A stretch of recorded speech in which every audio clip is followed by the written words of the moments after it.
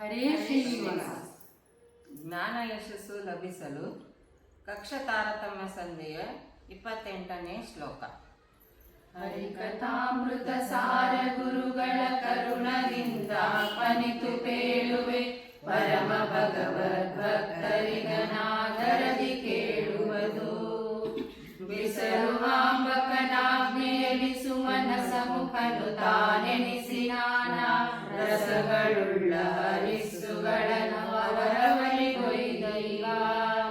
ವಸುಕುಲಾಧಿಪ ಯಜ್ಞ ಪುರುಷನ ಸಮಬಲ ರೂಪಂಗಳಿಗೆ ವಂದಿಸುವೆ, ಜ್ಞಾನ ಯಶಸ್ಸು ವಿದ್ಯ ಸುಬುದ್ಧಿ ಕೊಡಲೆ ಮಗೆ.